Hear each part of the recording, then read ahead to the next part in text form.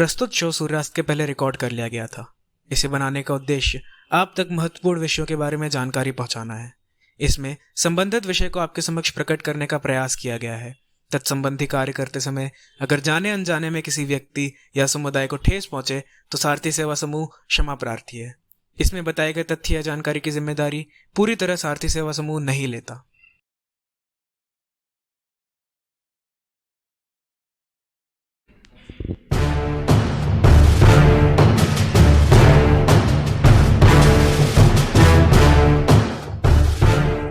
तो अब हमारी बात आती है कि अंडा कुपोषण को दूर करने के लिए या अंडे के सिवा और भी कोई विकल्प है।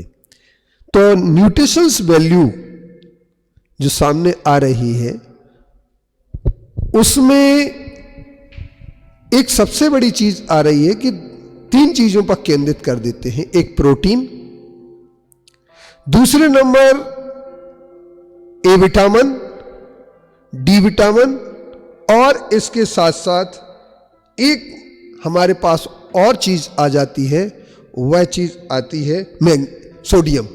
तो इन पर आप ऐसा कुछ क्या बता सकते हैं एकेजन साहब कि प्रोटीन, अंडे से ज्यादा वैल्यू प्रोटीन की किसी दूसरे भी चीज में है?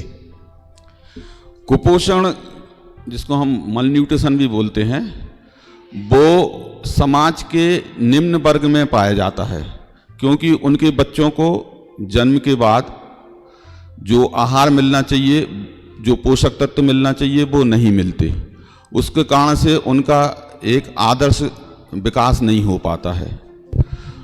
तो इस बात से एक अंदाज ये लगाया जा सकता है कि चूंकि इससे प्रभावित, कुपोषण से प्रभावित निम्न वर्ग है, तो निम्न वर्ग के लिए जो सबसे ज़्यादा आसपास और सस्ता उपलब्ध विकल्प है, वो उनके कुपोषण को लंबी दूर तक या ज़्यादा समय तक हटा सकता है या उससे उनको निजात दिला सकता है।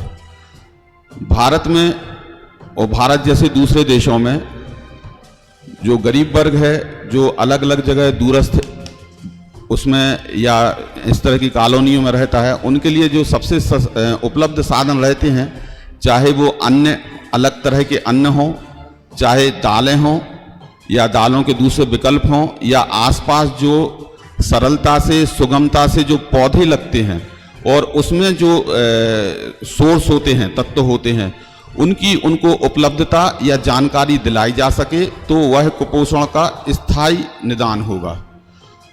कभी कभी ये बात उठती है, और उसमें भी मैं व्यावसायिक पक्ष देखता हूँ कि राजनीतिक स्तर पर या जो नीति नियामक लोग होते हैं, उनको प्रभावित कर इस तरह के तर्क दे के, सिर्फ टेक्निकल बात करके कि इस चीज़ में ये प्रोटीन है या दूसरे तत्व हैं और वो कुपोषण दूर कर देंगे।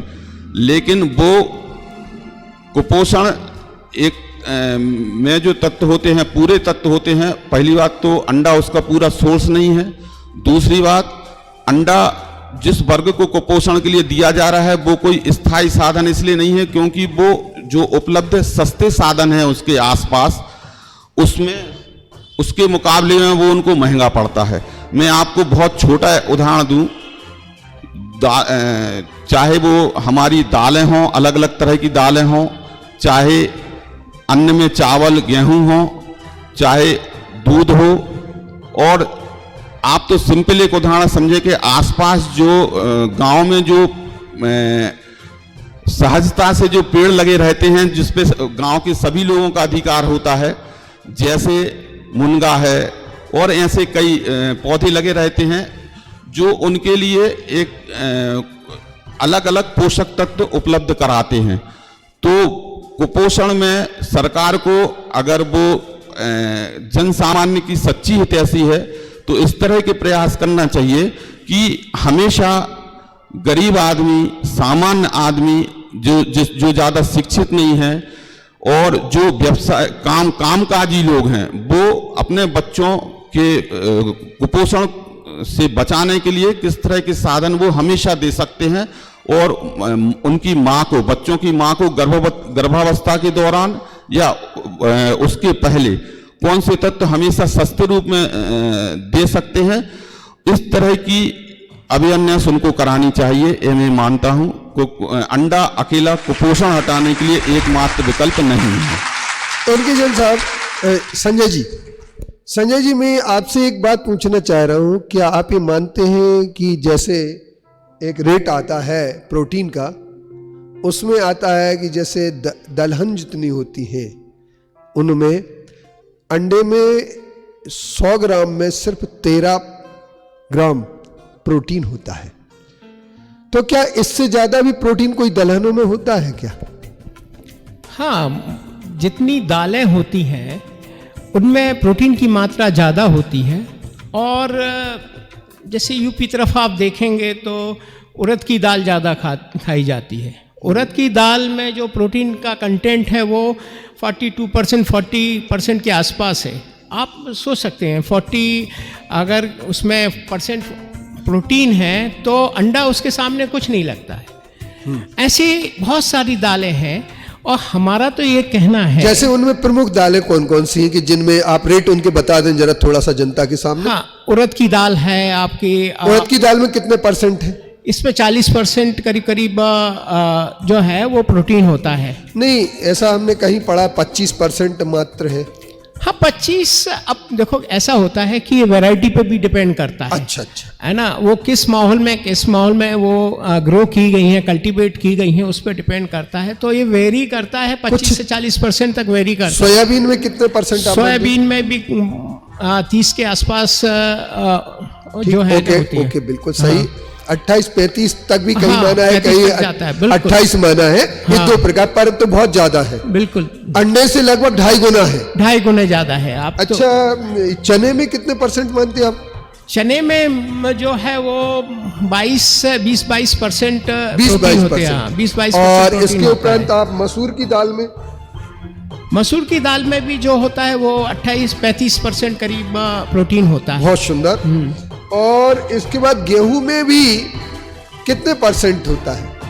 उसमें प्रोटीन तो कहना चाहिए कम होता है, एग्जैक्टली मेरे को नहीं मालूम, बट उसमें कार्बोहाइड्रेट। मेरी एक रिपोर्ट मेरे पास है। हाँ। मैंने एक किताब जो है, हाँ, ना, आपने बहुत वो मैं उसका जिक्र करना, उसमें 16% लिखा है इस पुस्तक में। इसमें ये जो आपने इस बुक का जो संकलन किया है, इसके लिए मैं महाराज जी को बहुत साधुवाद देता हूँ, क्योंकि ये है, इसमें कुछ पन्ने हैं। अगर कोई भी इस पन्ने को पढ़ेंगे उसमें तो जितनी भी वेजिटेरियन शाकाहारी आपके पास सब्जियां हैं, दालें हैं, जो चीज़ें हम खाते हैं, उनमें उनकी न्यूट्रिशनल वैल्यू दी है। तो अगर किसी में संचय हो या आपको किसी भी प्रोटीन या फैट या विटामिन की कमी हो तो आपको कुछ नहीं करना, इसको देख लीजिए और अकॉर्डिंगली आप उनके वो चीज़ का सेवन करिए, तो आपका वो कंटेंट जो भी है जिसका डेफिशिएंसी है वो बढ़ जाएगा।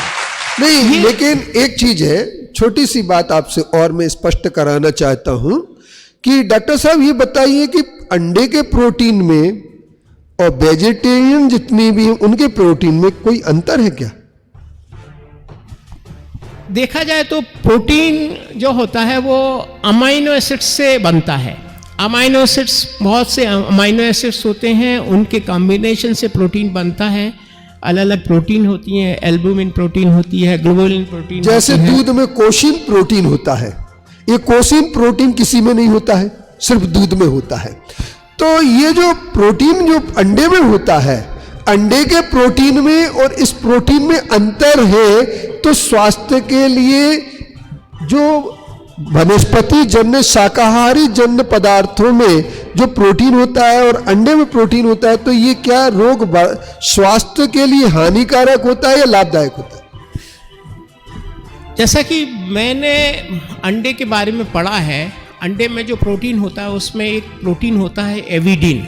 हाँ, एविडीन प्रोटीन होता है जो कि आपके शरीर में जो विटामिन एच है, बायोटिन, उससे वो कंबाइन करके आपका शरीर का बायोटिन लेवल गिरा देता है।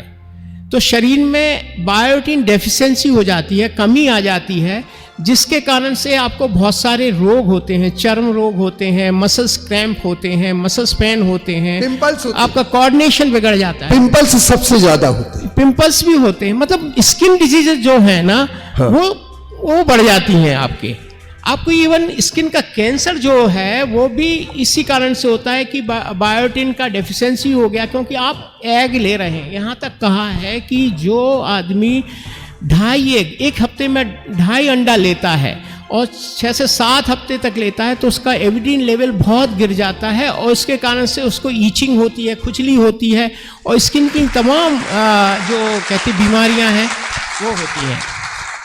दूसरी बात सर आपसे मैं पूछना चाहता हूं कि जब अंडे में 335 कोलेस्ट्रॉल होता है, 335 से लेके 373 कोलेस्ट्रॉल होता है, और आम आदमी के पास कोलेस्ट्रॉल वैसे ही ज्यादा होता है, तो क्या आप ये मान सकते हैं कि ये हार्ट के लिए काफी डेंजरफुल पोजीशन पैदा कर देता है? अंडा हार्ट के लिए नुकसानदायक है, और ये कोलेस्ट्रॉल अधिक मात्रा में होने के कारण तो है ही, क्योंकि कोलेस्ट्रॉल जो होता है, हाइपर कोलेस्ट्रेमिया एक स्थिति बनती है जिसमें हमारी धमनियाँ सिकुड़ जाती हैं और उससे ब्लड प्रेशर बढ़ता है और कभी भी अचानक पैरालिसिस या हार्ट अटैक हो सकता है। लेकिन हम इसके पहले, और अगर इसको हम सूक्ष्म रूप से देखें तो हमारा जो पूरा शरीर है उसमें जो प्रक्रियाएं चलती हैं वो इंटीग्रेटेड मैनर में चलती हैं, एक दूसरे से पूरी होती हुई, और हमारे शरीर के जो अलग अलग कार्य हैं उनको पूर्ण करने के लिए चीज़ों का उत्पादन होता है या फिर वेस्ट के रूप में निकलती हैं। तो अगर हमारा ये मेटाबॉलिज्म बिगड़ता है, जो अंडे के कारण से ऐसे बहुत से साक्ष्य उपलब्ध हैं, क्योंकि अंडा एसिडिटी काज करता है या और दूसरे कारणों से मेटाबॉलिज्म बिगड़ता है, तो वो जो इस तरह की बीमारियां हैं वो उसका एक तरह से आधार बन जाता है। तो मैं एक और बात करना चाहता हूं कि एक फाइबर होता है, जब फाइबर जिस चीज में नहीं होता है तो वो कैंसर का कारण बन जाता है, क्या आप ऐसा मानते हैं संजय जी? नहीं, मैं मानता हूँ इसको, क्योंकि फाइबर आपके शरीर के लिए बहुत इम्पॉर्टेंट है। आपके जो वेसल्स हैं, ब्लड वेसल्स हैं, आपकी नर्व्स हैं, उनको स्ट्रेंथन करने के लिए बहुत ज़रूरी है। और इसलिए एक ड्रॉबैक अंडे के साथ मेजर ड्रॉबैक है कि फाइबर नहीं होने के कारण विटामिन सी नहीं होता, कार्बोहाइड्रेट नहीं होता। आप अभी बात कर रहे थे कि कुपोषण वाली, अब कुपोषण में तो मतलब आपकी कंप्लीट डाइट होना चाहिए किसी में भी, वो अंडे में एकदम कंप्लीट डाइट नहीं है। जैसे कहते हैं मिल्क में कंप्लीट डाइट है, मतलब उसमें सारे तत्व हैं। यानी आप ये बात से सहमत है कि दूध में कंप्लीट डाइट है और अंडा कंप्लीट डाइट नहीं है? तो अंडे को कंप्लीट डाइट जो घोषित करते हैं, इसके पीछे फंडा क्या है? हमारी समझ में जो आता है वो तो यही है कि बिजनेस पॉइंट है ये। जो कहते हैं कि पैसे कमाने का एक तरीका है, गलत तरीका है, और इस पे तो रोक लगना चाहिए इसमें, क्योंकि ये मतलब मांसाहारी होने के अलावा भी आपको बहुत सारी प्रॉब्लम दे रही है। आपको कैंसर दे रहा है, आपको हार्ट डिजीज दे रहा है, आपको किडनी फेलियर की तरफ ले जाता है इसका ज़्यादा सेवन करने से, आपको स्किन की डिजीज आती हैं। ये सारी चीज़ें हो रही हैं, होती हैं, तो ऐसी चीज़ें हमें क्यों लेना चाहिए? 30 सेकंड में, सिर्फ 30 सेकंड में AK जैन साहब आपसे हमें पूछना चाहते हैं कि जब इसमें कुपोषण नहीं है तो राजनीति बेस पर, जैसे कांग्रेस ने एक घोषणा की थी कि आंगनवाड़ी में हम अंडा बांटेंगे, और इमरती देवी ने जब भाजपा में थी तो उसने ये कहा कि अंडा चाहे कोई कितना भी विरोध कर ले हम अंडा बांटेंगे। तो आप ये मान सकते हैं कि राजनीति का ये डंडा अंडा बन रहा है?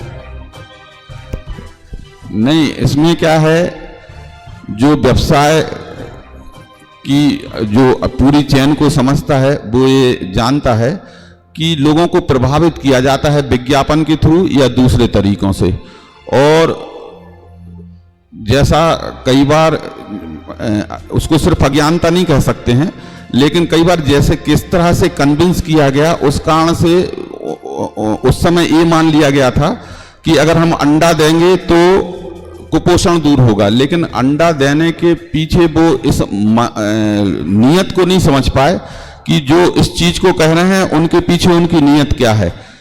ठीक है, बहुत सुंदर आपका।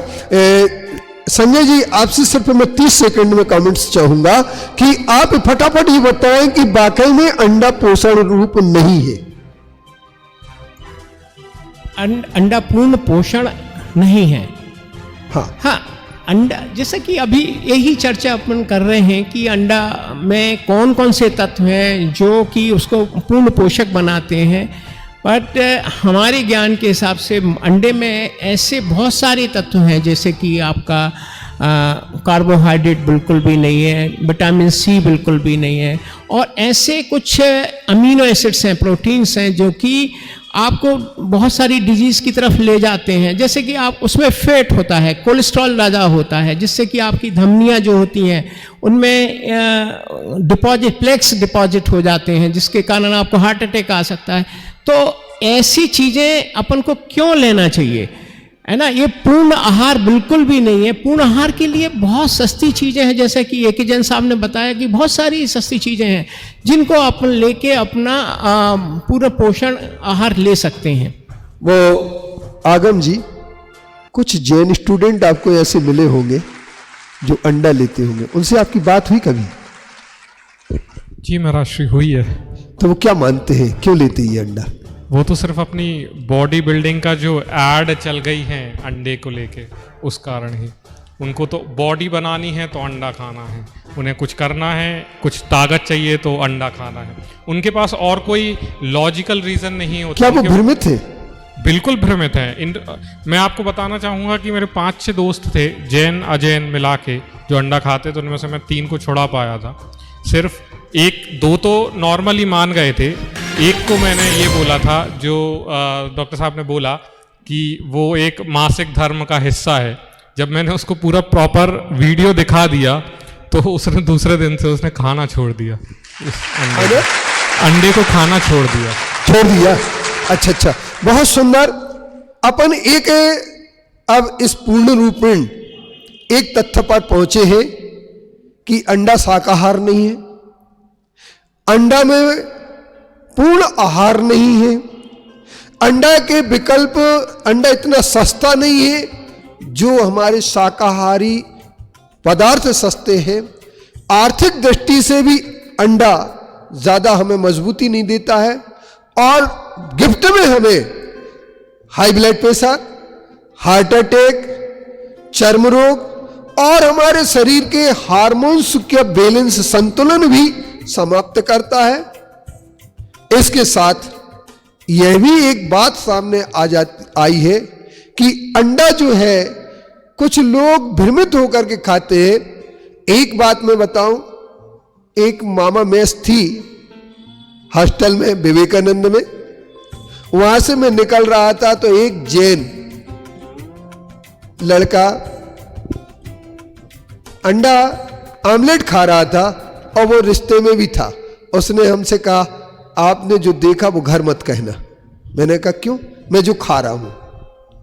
तो हम ये कह सकते हैं कि भ्रमित लोग, जो जैन लोग भ्रमित हो जाते हैं, या जो अच्छे परिवार के हिंदू हैं, या जो ब्राह्मण हैं, या कोई भी है, उनके लिए सिर्फ बॉडी के एक भ्रम में कि बहुत अच्छा शरीर बनेगा, इस भ्रम को पालना नहीं चाहिए।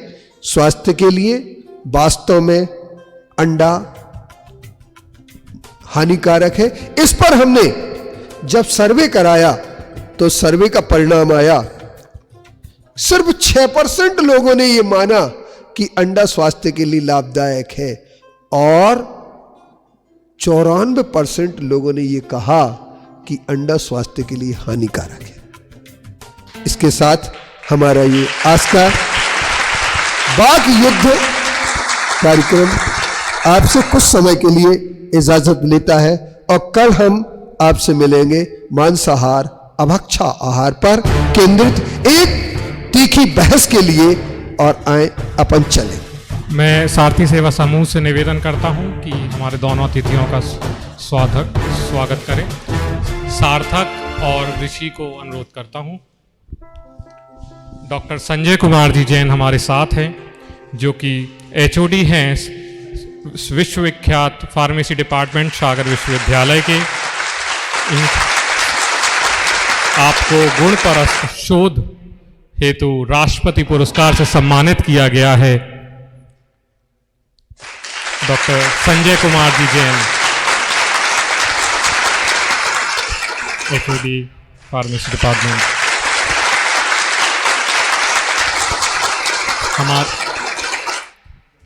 आज के हमारे दूसरे अतिथि हैं doctor Ashok Kumar ji Jain, principal Babulal Tarabhai pharmacy college. आप 30 वर्षों से अध्ययन क्षेत्र में कार्यरत हैं। हरियाणा एवं राजस्थान के कई कॉलेजों में आप रहे हैं और आप हर्बल आयुर्वेदिक के जाने हुए वैज्ञानिक हैं। हम दोनों अतिथियों का सही दिल से स्वागत करते हैं और साधुवाद करते हैं।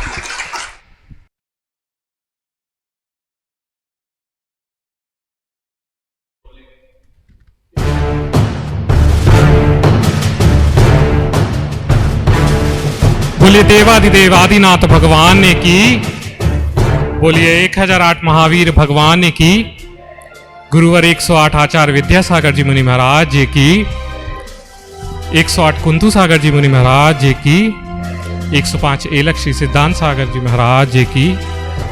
जय जैन बंधुओं, आज भाग 2 वाक युद्ध का एलक श्री सिद्धांत सागर जी के निर्देशन में सारथी सेवा समूह आपके सामने लेकर आया है। आज फिर से एक चर्चा होगी। उस चर्चा की कोशिश हर रोज की तरह रहेगी कि लोगों को उस विषय के प्रति जागरूक करना, और जो लोग जागरूक हैं उनको सही दिशा की ओर निर्देशित करना। एलक श्री को इच्छामी निवेदित करते हुए मैं अनुरोध करूंगा कि वो कार्यक्रम की शुरुआत करें। इच्छामी महाराज।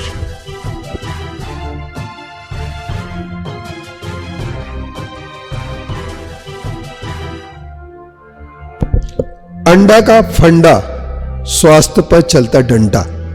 आज का वाक युद्ध में सबसे पहले यही एक प्रश्न आरोपों और प्रत्यारोपों के बीच में सामने आ रहा है। हमारे एक रिपोर्ट आप ले लीजिए सबसे पहले कि अंडे को शाकाहारी और मांसाहारी दो रूप में घोषित करने के लिए विगत कई वर्षों से एक ऊहापोह चल रही है। तो कुछ लोगों ने अपना तर्क दिया कि अंडा अगर शाकाहारी होता तो किसी वृक्ष से ऊँगता, किसी वृक्ष से उसका फल जैसा लगता। तो किसी ने तर्क दिया नहीं, अंडे को बायोकेमिस्ट्री के आधार पर शाकाहारी मैटर से उसे बनाया जा सकता है। तो हमारे विद्वान आप श्री संजय जी, जो कि इस समय इन ऑल वर्ल्ड वैज्ञानिक साइंटिस्ट हैं फार्मेसी के, और बहुत अच्छे विद्वान भी हैं। दूसरे AK जैन साहब जो कि प्राचार्य हैं, और आप भी फार्मेसी डिपार्टमेंट से हैं।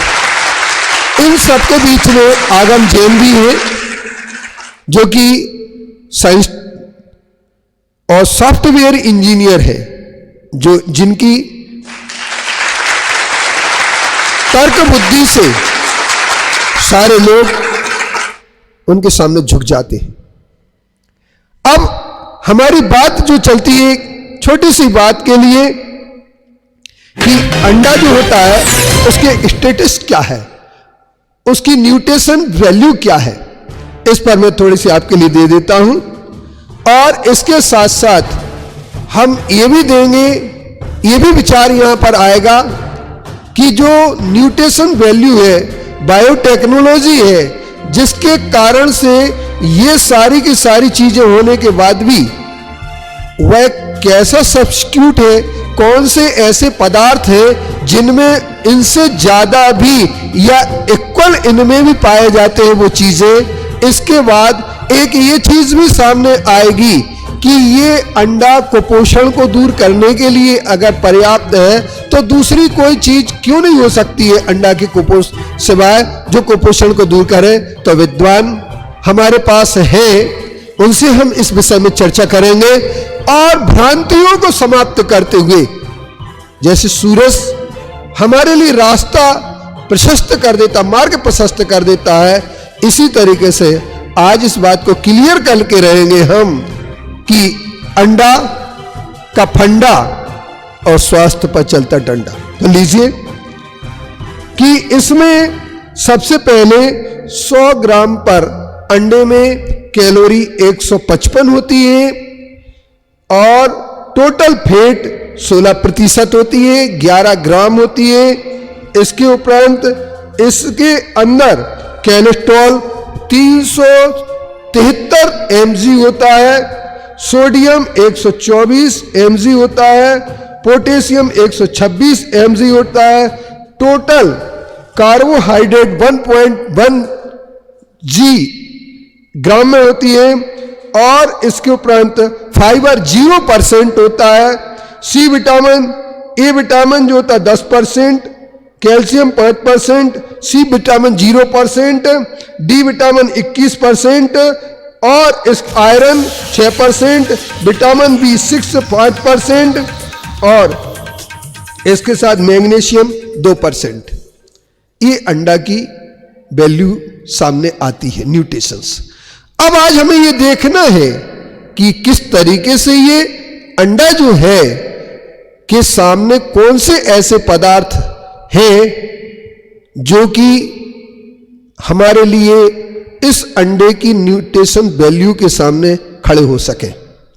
और दूसरे नंबर की चीज जो वर्तमान में एक सरकार आई थी जो 15 महीने रही मध्य प्रदेश में, उसने कहा कि अंडा हर आंगनबाड़ी और स्कूल में मध्याह्न भोजन में दिया जाना चाहिए। लेकिन भाजपा की सरकार आई और उन्होंने आज ही अखबार में एक कैबिनेट ने निर्णय दे दिया कि हम आंगनबाड़ी में अंडा की जगह दूध बांटेंगे। मुख्यमंत्री कमलनाथ जी परम पूज्य आचार्य विद्यासागर जी महाराज जी के पास पहुंचे अप्रैल के महीने के पहले, तो वहां पर आचार्य श्री ने उन्हें सुझाव दिया कि अंडे की जगह मगध का लड्डू क्यों नहीं दिया जा सकता है, वह भी काफी पोषक होता है। तो चलते हैं अब अपन इस सब की बहस के लिए शुरुआत करते हैं हम अपने मेहमानों से। सबसे पहले मैं डॉक्टर ए.के. जैन साहब के लिए आवाज दे रहा हूं कि ए.के. जैन साहब ये बताइए कि अंडा क्या मांसाहारी है या शाकाहारी, इस ऊहापोह में आपका मत कहां स्थिर हो रहा है? स्वामी महाराज जी, अंडा मांसाहारी है। दरअसल अंडा मुर्गे का प्रजनन चक्र का एक हिस्सा है और जो लोग इसे शाकाहारी कहते हैं वो इस कारण से कहते हैं कि अंडे का इस तरह से भी उत्पादन शुरू हुआ है जिनमें मुर्गे द्वारा निषेचन नहीं होता है और उसको वो ये मानते हैं कि चूंकि निषेचन नहीं होता है तो वो शाकाहारी माना जा सकता है। लेकिन ये सिर्फ एक तरह से व्यावसायिक या एक कहें स्वार्थ का पक्ष है उनका। दुनिया भर में जो शोध हुए हैं अंडे पर, अंडे के जो तत्व हैं, अंडे के जो खाने से लगातार खाने से जो शरीर पे असर पड़ता है, उन सब से चाहे अमेरिका हो चाहे इंग्लैंड हो और भी कई जगह के वैज्ञानिकों ने यह सिद्ध किया है कि अंडा मांसाहार है।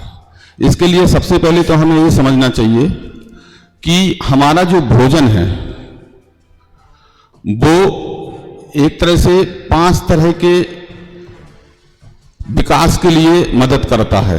सबसे पहले तो भौतिक विकास, शरीर का जो भौतिक विकास है, दूसरा मानसिक विकास, तीसरा आध्यात्मिक विकास। इस तरह के जो विकास हमारे शरीर में होने चाहिए, जो भी हम आहार लेते हैं वो इनको, इस विकास को पूरा करें। अंडा के बारे में कहा जाता है कि अंडे का जो उत्पादन होता है वो स्वार्थ के कारण से या ज़्यादा उत्पादन के लिए बहुत क्रूरतापूर्वक होता है। अगर जो मुर्गियों को आहार दिया जाता है उसका अगर आप विश्लेषण करेंगे तो उसमें 5 तरह का आहार दिया जाता है उनको। एक बोन मील मतलब अस्थियों से बना हुआ, दूसरा रक्त मील मतलब ब्लड से बना हुआ, तीसरा फीस्ट मील मतलब मल से बना हुआ, चौथा फ्लैश मील मतलब जो मांस से बना हुआ होता है। तो इस तरह के जो भोजन उनको दिया जाता है वो चाहे वो निषेचन से नहीं भी बना होगा, तो इस तरह से जब इस तरह का भोजन दिया जाता है तो आप समझिएगा कि वो किस तरह का प्रोडक्ट होगा। उसी में मैं ये कहना चाहूँगा कि अगर आप पूरी प्रक्रिया देखेंगे,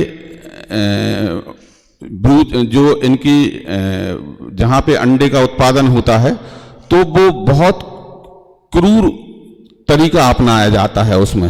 1 मिनट में आपसे एक बात कहना चाहता हूं बीच में कि अंडे 2 प्रकार से होते हैं।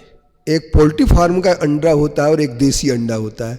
तो जो पोल्ट्री फार्म का अंडा नहीं है वो देसी अंडा क्या कर सकता है? हाँ, इनके संजय जी।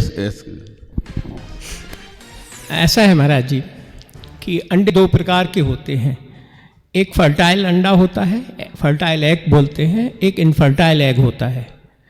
तो फर्टाइल एग में तो चूज़ा बनता है, मतलब उसमें ओवम और स्पर्म जब का निषेचन होता है तो जाइगोट बनता है, उससे चूज़ा बनता है। एक इनफर्टाइल एग होता है जिसमें चूज़ा नहीं बनता है। बट हम इसको मांसाहारी क्यों कहें? इसलिए कहें कि मांसाहारी वह होते हैं जिसमें किसी जीव की उत्पत्ति का हो सकती है। उसमें आपने अपनी एक प्रक्रिया के तहत आपने स्वार्थ, जैसे कि डॉक्टर A.K. जैन साहब ने कहा कि आपने अपने स्वार्थवश उनके अंडे में जो फीमेल में मेंस्ट्रुअल साइकिल होती है उसके तहत ये नेचुरल प्रोसेस है, वो आपकी जो एंडोथेलियम मेम्ब्रेन है वहाँ से अंडे की उत्पत्ति शुरू होती है। वो अंडा रिश्ते हैं, जो माहवारी होती है लेडीज़ में वो ऐसे ही मुर्गियों में होती है, उसका रिसाव होता है और अंडा बाहर आता है। हमने उस गंदी चीज़ को हमने उसको उपयोग करने में ले लिया हमने, क्योंकि इस जो इनफर्टाइल एग है जिसमें चूज़ा नहीं बनता है उसमें भी वह शक्ति है कि वह भी किसी जीव की उत्पत्ति कर सकता है। अगर उसको स्पर्म मिलेगा तो वो जीव की उत्पत्ति कर सकता है। कभी कभी जब आपने देखा होगा कि ऐसे आर्गुमेंट आते हैं, वो कहते हैं कि मिल्क भी मांसाहारी होना चाहिए क्योंकि वो भी किसी के शरीर से निकलता है। तो हमारा ये कहना है मिल्क में वो कोई भी तत्व नहीं होते जिसके कारण किसी जीव की उत्पत्ति होती है, इसलिए मिल्क का सेवन करने में कोई दोष नहीं है।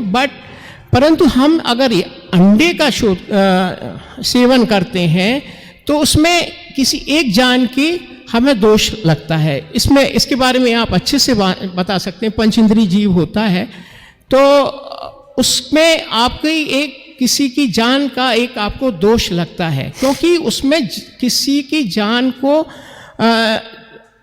किसी की कहते हैं चूजे को उत्पन्न करने की शक्ति होती है।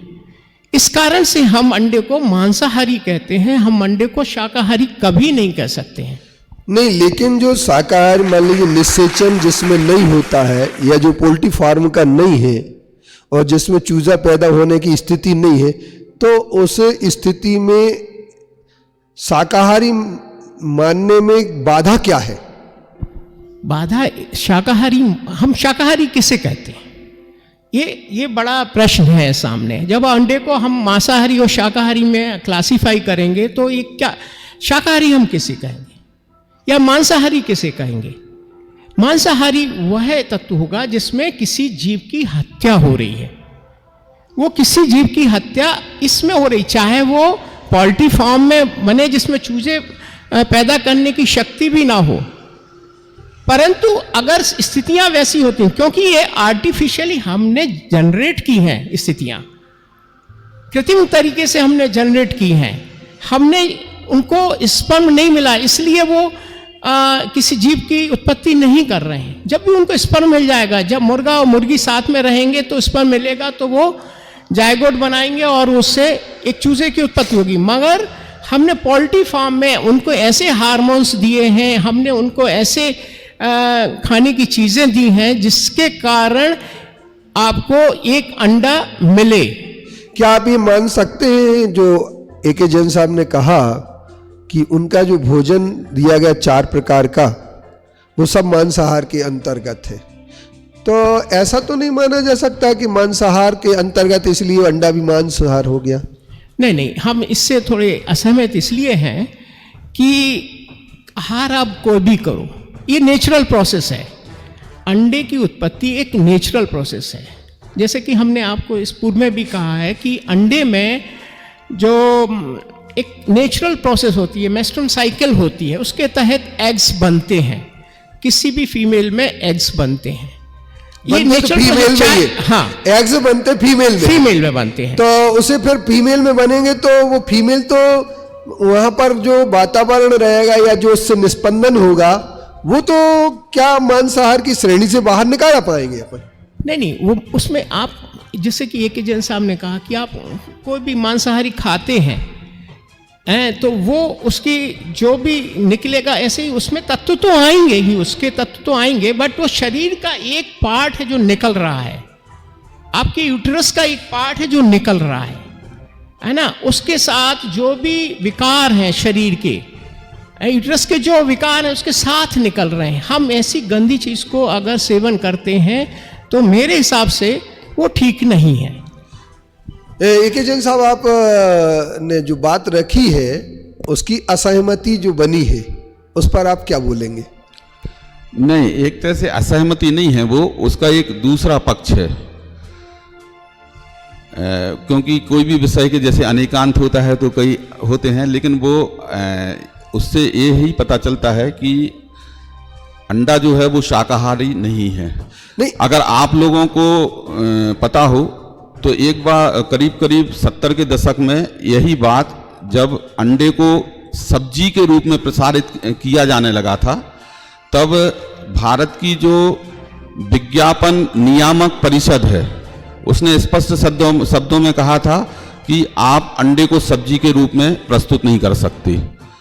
फिर इन्होंने, चूंकि स्वार्थ होता है, तो इन्होंने उसको जो जिसमें से चूजे नहीं निकल रहे हैं उसको शाकाहार के रूप में प्रचारित करना शुरू किया। सिर्फ इसलिए शाकाहार के रूप में प्रचार करने का उनका उद्देश्य सिर्फ इतना है, उनको शाकाहार से मतलब नहीं है कि जो लोग उन अपने ग्राहकों की संख्या कैसे बढ़ाई जा सके और उनकी स्वीकृति कैसे मिल सके, उसका उद्देश्य एक्चुअली ये है। तो जैसे हमारे गुरुजी डॉक्टर साहब ने भी कहा है, तो अगर आप वैज्ञानिक दृष्टिकोण से देखेंगे तो जो ओवम निकलता है फीमेल से वो एक तरह से प्रजनन का एक हिस्सा है, तो अपने आप में मांसाहारी है ही, लेकिन उसमें जो एक जीव के गुण होते हैं जैसे ग्रोथ, विकास, जैसे रेस्पायरेशन, वो सब उसमें उपस्थित हैं। दूसरी बात, मैंने एक जगह एक अध्ययन में पढ़ा था कि मुर्गे के जो स्पर्म हैं वो कई दिनों तक जीवित रहते हैं उसमें। तो ये लोग वैज्ञानिक या किसी भी तरीके से अगर ऐसा एग बनाते उत्पन्न कर भी लेते हैं तो बाद में संभावना बनी रहती है, क्योंकि वो कई दिन तक जीवित रहता है, कि बाद वाले जो एग हैं वो चूजा देने वाले हों, लेकिन चूंकि उनको ये मान लिया जाता है कि वो चूजा देने वाले नहीं हैं, और उनको उसी तरह से प्रचारित किया जाता है। तीसरा, शाकाहार के लिए जो उनका एक तर्क होता है कि चूजा उत्पन्न नहीं होगा, लेकिन उसमें जो तत्व होते हैं, हमारी एक नई वैज्ञानिक शाखा है जिसको बायोटेक्नोलॉजी कहते हैं, उससे अगर हम एक सेल को पूरे उसमें ग्रोथ करते हैं तो उस पर काम हुआ है। तो उसमें जो सेलुलर कंपोनेंट्स हैं अंडे में, वो एक तरह से वो अपना एक ऐसी क्षमता रखते हैं कि वो जीवित उसमें बदल सकते हैं। तो आप ये मानने को क्या आपकी मानसिकता बना रहे हैं कि ये शाकाहारी घोषित करना एक व्यावसायिक फंडा है? हाँ, एक तो मैं मानता हूँ ये सब पूरा व्यवसायिक फंडा ही है, इसको शाकाहारी कैटेगरी में लेने का, जिससे कि उनका व्यवसाय अच्छा फूले फले। उनको कोई मतलब नहीं है कि जो भी स्वास्थ्य के लिए क्या हानिकारक है, क्या स्वास्थ्य लाभदायक है, उनको उससे कोई मतलब नहीं है। उनको केवल है मतलब कि अपने पैसे से। इसलिए आप पोल्ट्री फार्म में कभी आप देखेंगे तो पोल्ट्री फार्म में जिस तरीके से चूजे रखे होते हैं, जिस तरीके से मुर्गियां रखी होती हैं, उनकी उत्पत्ति होती है, जिस तरीके से उनका रख रखाव होता है, अगर वो आप एक बार देख लें तो कभी आप सोचेंगे भी नहीं कि इस टाइप का धंधा हमें करना भी चाहिए। और हम तो कहते, क्योंकि उनको आप कष्ट दे रहे हैं, आप उनको फोर्सफुली अंडे देने के लिए ऐसे तत्व दे रहे हैं जिससे कि वो अंडे की ज़्यादा मात्रा में अंडे दे सकें, क्योंकि ज़्यादा मात्रा में अंडे देंगे तो ज़्यादा उनका व्यवसाय होगा, व्यवसाय बढ़ेगा। तो इस कारण से ये कभी भी, मतलब मैं तो उसके फेवर में नहीं हूं कि अंडे का सेवन करना चाहिए। इस तरीके से शाकाहारी है, मांसाहारी है, इसके भी अपन को ना जाना चाहिए। आप किसी जीव को कितने कष्ट में देके कोई चीज खाने की चीज ले रहे हैं, उस तरीके से हम इसके बिल्कुल फेवर में नहीं है कि अंडा को हमें व्यवसाय में लेना चाहिए। कि अगर ये रुक गया, ये व्यवसाय अगर रुक गया, तो आप सोच सकते हैं कि कितने जीव की हम रक्षा करेंगे। नहीं, लेकिन आप चूंकि जैन हैं, इसलिए आप ये सब भाषा बोल रहे हैं। अगर आप काश जैन नहीं होते तो क्या बोलते?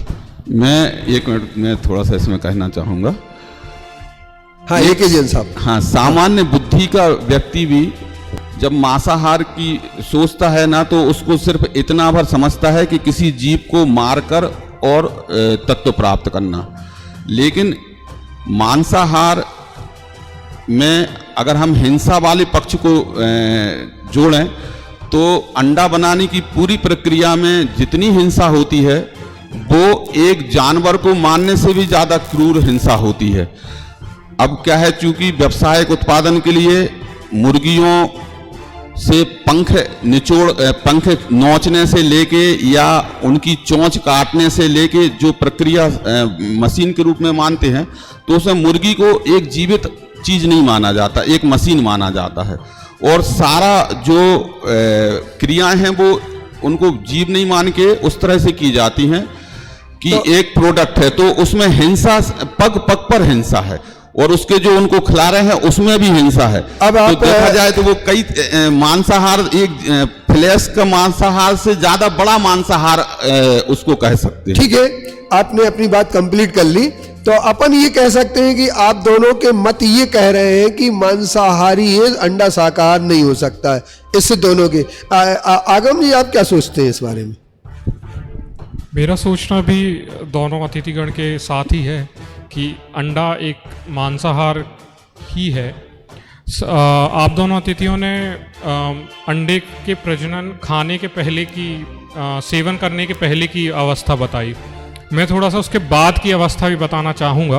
कुछ एथलीट्स, अभी कुछ 2018 में एक रिसर्च हुआ था जिसके लिए एक डॉक्यूमेंट्री भी बनी है। हमारे जो जितने भी यंगस्टर्स हैं वो आजकल पढ़ने की जगह देखना पसंद कर रहे हैं, सो ज़रूर देखिएगा, गेम चेंजर्स करके। उसमें बताया गया है कि ये जो मांसाहार और अंडे का सेवन करने के बाद एथलीट जब परफॉर्म करने जाता है, एक धावक परफॉर्म करने जाता है, तो उसके कुछ ब्लड सैंपल्स लिए गए और कुछ जो वेजिटेरियन डाइट थे उनके ब्लड सैंपल्स लिए गए। उन दोनों में अंतर बस इतना था कि एक का कोलाइडल सॉल्यूशन निकलता है ब्लड का, जो ब्लड को अपन स्पिन करते हैं तो उसके ऊपर एक छोटा सा पहले नीचे जो रेड पोर्शन होता है वो नीचे बैठ जाता है और ऊपर एक सॉल्यूशन आता है। सो जो वेजिटेरियन डाइट के सैंपल्स थे वो क्रिस्टल क्लियर थे और जो नॉन वेजिटेरियन डाइट के क्रिस्टल्स थे वो अनक्लियर थे और कोलाइडल सॉल्यूशन जैसे बोलते हैं एक तरीके से थोड़ा सा सीरम का जो सॉल्यूशन था वो कोलाइडल था। तो उससे साफ समझ आ रहा था कि बॉडी में कोलेस्ट्रॉल की मात्रा या जो परफॉर्म करने की जो इच्छा है वो कम हो रही है। वो तत्कालीन ताक्षणिक प्रोसेस जो है वो बहुत ज़्यादा है, लेकिन उसके बाद जो उसने शरीर को नुकसान पहुंचाया है वो बहुत ही ज़्यादा है। तो अगर एक बार के लिए हम कुछ मान के आगे सेवन कर भी लेते हैं तो वो अपने शरीर पे इतना ज़्यादा दुष्प्रभाव डालता है। चलिए ब्रेक के बाद, एक छोटे से ब्रेक के बाद अपन फिर आगे इस चर्चा को बढ़ाते हैं और हमारी अब चर्चा ये होगी कि ये तीनों विद्वानों ने ये बात स्वीकार कर ली है और एक मत से कहा है कि अंडा शाकाहारी नहीं हो सकता है, और इसमें इन्होंने जो तर्क दिए हैं वो तर्क तीनों के बराबर रहे। अब हम इसके बारे में सर्वे अभी आपके लास्ट में देंगे, जो सर्वे आया वो क्या आता है। अब हमारे एक अगला पड़ाव आता है कि अंडा सेवन करने के लिए पीछे तर्क होता है कि ये कुपोषण दूर करता है।